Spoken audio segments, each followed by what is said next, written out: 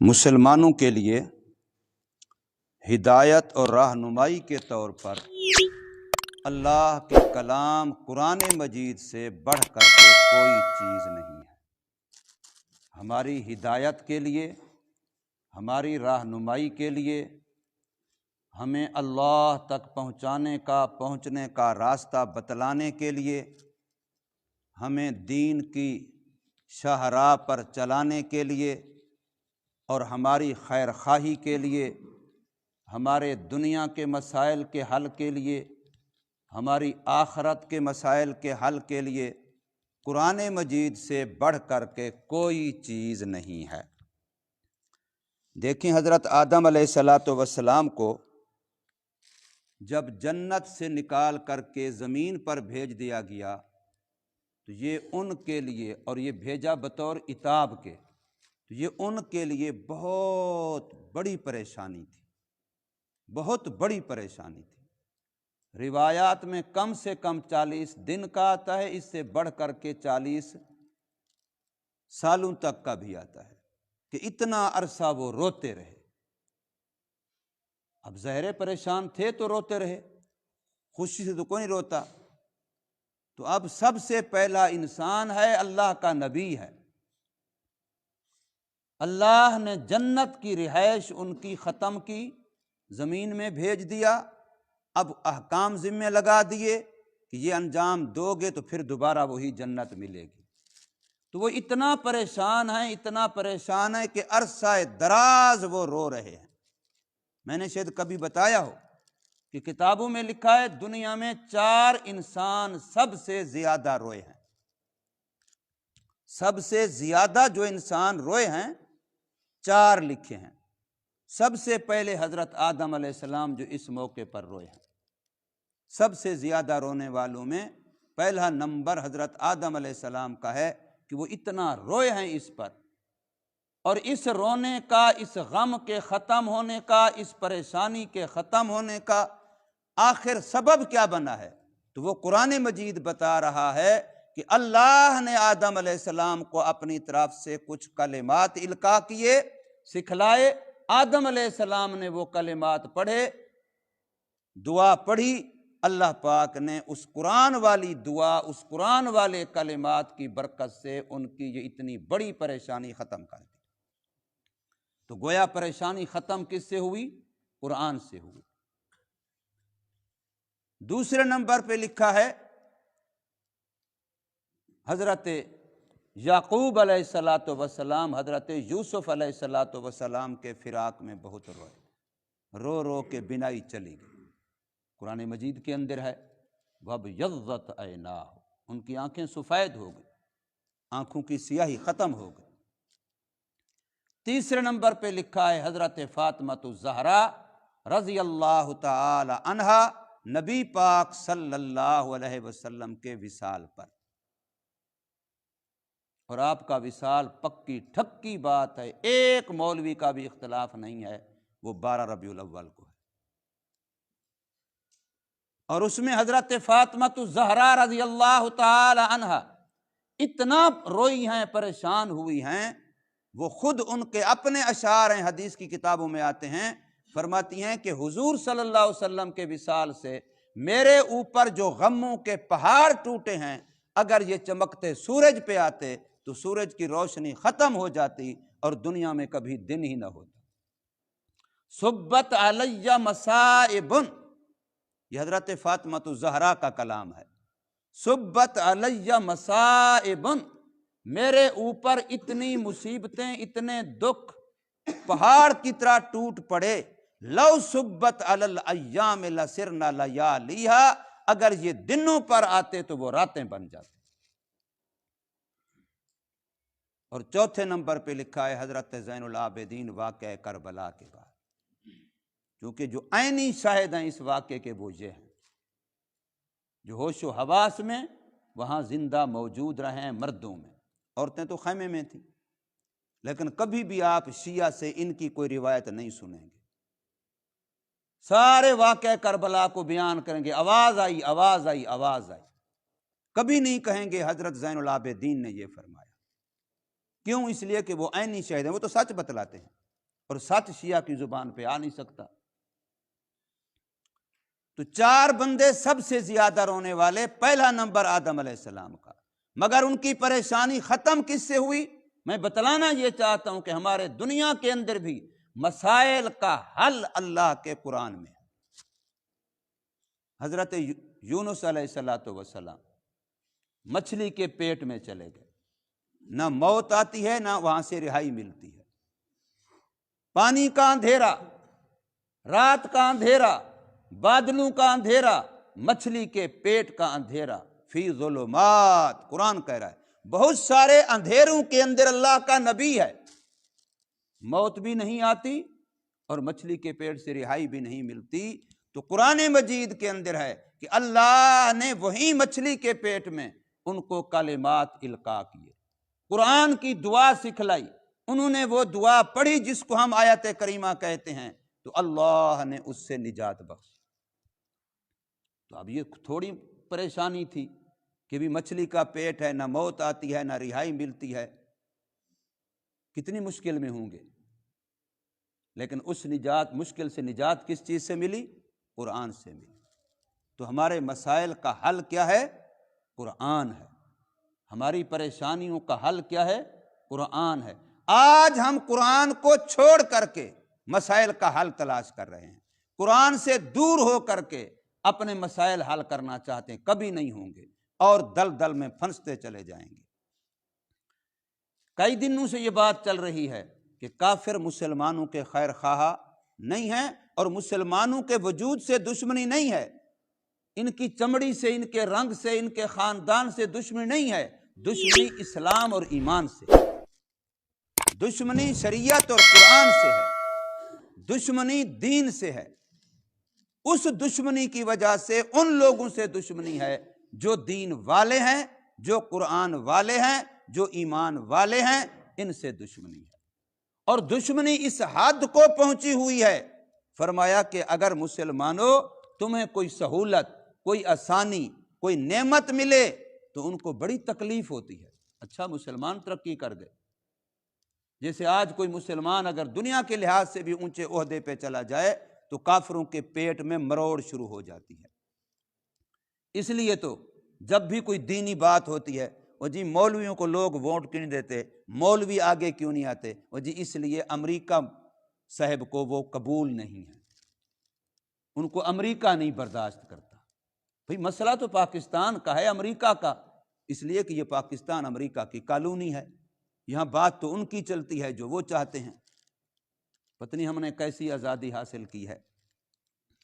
تو فرمایا کہ اگر تمہیں کوئی بھلائی پہنچے، ان تمسسکم حسنۃ، اگر تمہیں کوئی بھلائی حاصل ہو، نعمت حاصل ہو، ترقی حاصل ہو، تمہیں اللہ تبارک و تعالی نواز دیں، تو تسؤہم، یہ بات ان کافروں کو بری لگتی ہے، ان کو تکلیف ہوتی ہے، ان کے پیٹ میں مروڑ ہوتی ہے۔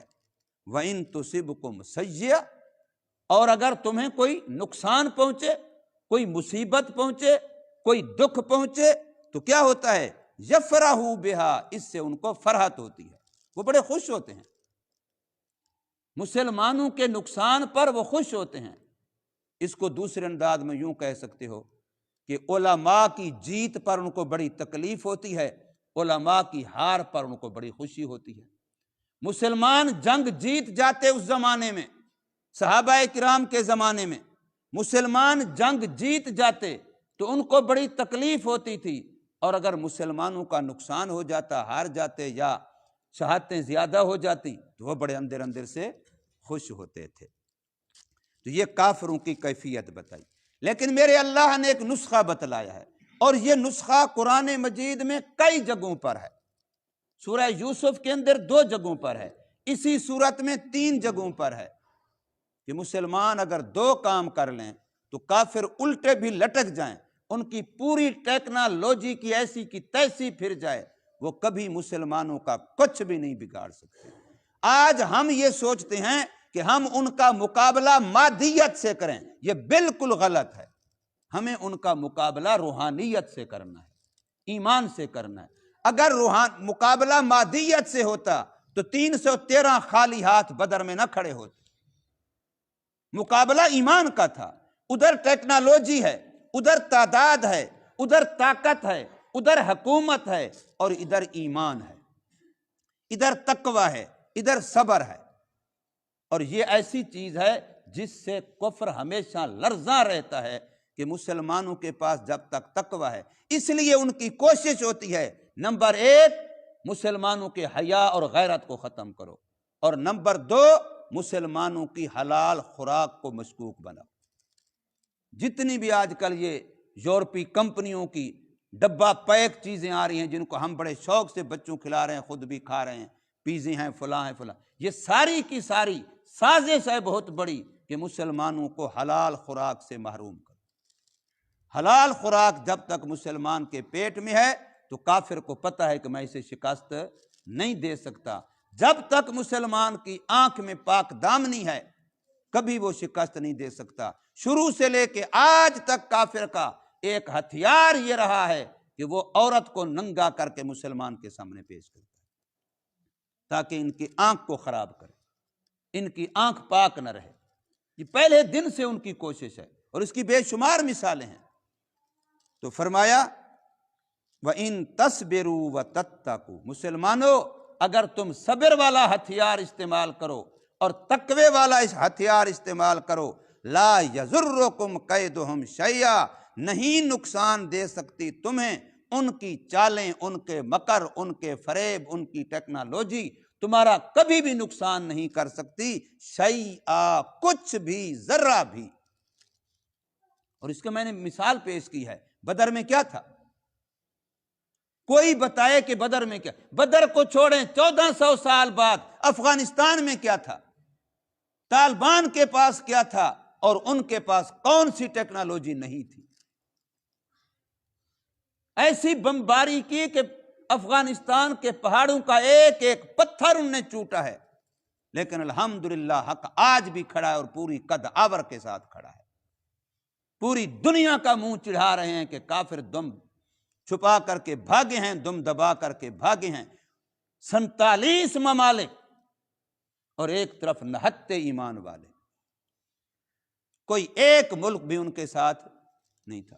وہ بھی دور کی بات ہے، آج دنیا میں اس وقت بھی فٹ بال کا عالمی میچ ہو رہا ہے قطر میں۔ قطر کا کیا بگاڑ لیا کسی نے؟ انہوں نے میچ کا افتتاح قرآن کی تلاوت سے کروایا، اور میچ کا افتتاح معذور بچے سے کرایا جو دونوں ٹانگوں سے معذور ہے، حافظ قرآن ہے، اس بچے سے کرایا، اور انہیں شرط لگائی ہے کہ یہاں شراب نہیں پینے دیں گے۔ حالانکہ پوری دنیا کا عالمی میچ ہے، یہ نہیں ہے کہ صرف مسلمانوں کا ہے، عالمی میچ ہے فٹ بال کا، اب بھی جاری ہے۔ نہیں شراب چلے گی۔ نمبر 2 بے پردہ یہاں عورتوں کو نہیں آنے دیا جائے گا۔ کتنی انگریز عورتیں آئی ہیں، انہوں نے پہلے سے انتظام کیا ہوا تھا ثقافتوں کا، انہوں نے ان کے سروں پہ خود جا کے کپڑے اور چادریں پہنائی ہیں، کسی ایک کو بھی اس کے بغیر نہیں بیٹھنے دی۔ پوری دنیا کے اندر 20 سالوں میں طالبان کے دفاتر بند کر دیے گئے تھے، قطر میں آخر تک ان کا دفتر کھلا رہا۔ کیا ان کا کفر نے کھا گئے ان کو؟ قطر کوئی پاکستان سے بڑا ملک ہے، کھا گئے ہیں اس کو کافر۔ انہوں نے ایک دن بھی طالبان کو ختم نہیں سمجھا، انہوں نے طالبان کی حکومت آخری دن تک مانے رکھی۔ اس لیے جب بھی مذاکرات ہوتے رہے ہیں تو قطر میں ہوتے رہے ہیں طالبان کے ساتھ، امریکہ کے بھی، تو ان کو کھا گئے کافر۔ کچھ تو کوئی غیرت ایمانی ہونی چاہیے یار، کچھ تو کوئی غیرت اسلامی ہونی چاہیے۔ وہ آج بھی قطر ہے، اور اب بھی انہوں نے میچ ابھی ہو رہا ہے، انہوں نے میچ کا افتتاح ایک حافظ قرآن سے کان بھی معذور سے کرایا، بتایا دنیا کو کہ معذوروں کو عزت دی جائے، بتایا دنیا کو کہ معذوروں کی شان اونچی کی جائے، اور پھر قرآن کے ساتھ افتتاح کیا ہے میچ کا۔ کتنی بڑی بات ہے۔ اس سے پہلے اسی میچ کے لیے اتنا تو کرے کم از کم کچھ، بالکل ایسے ہو جانا جیسے تم چاہو، ہم تمہارے غلام ہیں۔ تو اللہ پاک فرماتے ہیں کہ مسلمانوں، اگر تم صبر و تقوی یہ دو ہتھیار اختیار کرو، لا یضرکم کیدہم شیئا، تو ان کا کوئی چال، کوئی مکر، کوئی فریب، کوئی اسلحہ، کوئی ٹیکنالوجی مسلمانوں تمہیں نقصان نہیں دے سکتی۔ اصل مسئلہ ہمیں قرآن پر یقین نہیں رہا۔ وہ سنا رہا تھا نا اگلے دن ایک بندہ یہاں ایک واقعہ کہ ایک مسلمان اور ایک ہندو چھت پہ کھڑے تھے، تو وہ کہتا ہے میرا مذہب سچا، وہ کہتا ہے میرا مذہب سچا، وہ کہتا ہے میرا خدا سچا، وہ کہتا ہے ہمارا جو وہ کیا ہے خدا کو ہندو کیا کہتے ہیں اس کو، ہمارا وہ سچا۔ اس نے کہا چلو ایسے کرتے ہیں، تو اپنے خدا کا نام لے کے یہاں سے چھت سے چھلانگ لگا، میں بھی چھلانگ لگاتا ہوں، جس کا خدا سچا ہوگا وہ بچ جائے گا۔ اب پہلے ہندو نے چھلانگ لگائی اپنے مذہب کا خدا کا نام لے کر کے، وہ نیچے ٹھیک ٹھاک۔ اب مسلمان کہتا ہے یا اللہ فلاں، تو پھر کہتا ہے آہستہ میں اس کے مذہب کا بھی کہتا ہے یار تو بھی ذرا میرا خیال رکھنا۔ یہ ہمارا حال ہے، عقیدہ ہی ختم ہو گیا ہے، ایمان ہی ختم ہو گیا ہے۔ قرآن پہ اگر یقین ہمیں ہو تو قرآن دعوے سے کہہ رہا ہے یہ دو ہتھیار تمہارے پاس ہیں، لا یضرکم کیدہم شیئا۔ اللہ کا قرآن ہے، اللہ کا وعدہ ہے، وہ کتنا بڑا خالق مالک، کتنی بڑی طاقتوں والا، ہمیں یقین نہیں ہے اس لیے ہم مارے کھا رہے ہیں۔ تو اللہ فرماتے ہیں ان اللہ بما یعملون محیط، کافروں کے سارے عمل اللہ کے احاطے میں ہیں، اس کی قدرت کے دائرے میں ہیں۔ وہ جو کچھ بھی کر رہے ہیں خدا کی گرفت سے باہر نہیں ہے، خدا کی پکڑ اور طاقت سے باہر نہیں ہے۔ تم مسلمانوں اللہ پر یقین رکھو، اللہ کی طاقت بہت بڑی ہے۔ اللہ پاک